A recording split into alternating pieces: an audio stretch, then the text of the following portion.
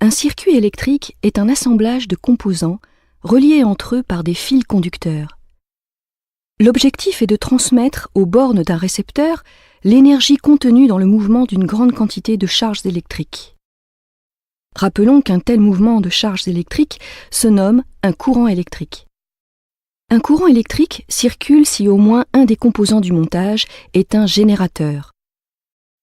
L'autre condition à respecter est que le circuit doit être fermé. L'ensemble de ces éléments forme une boucle ininterrompue qui permet à chacune des charges de revenir à son point de départ. L'ouverture et la fermeture du circuit peuvent être commandées par un composant particulier, l'interrupteur. Déconnecter un fil conducteur, n'importe où dans le circuit, a le même effet qu'ouvrir l'interrupteur. Il existe des circuits de toute taille et de toute forme.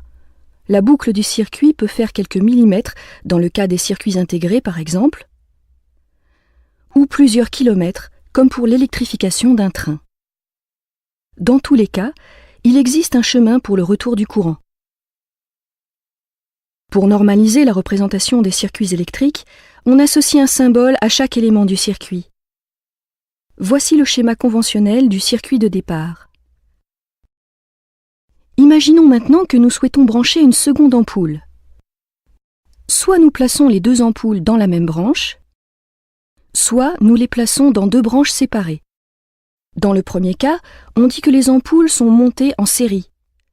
Elles ont une seule borne en commun et le courant qui traverse la première ampoule est le même que celui qui traverse la seconde.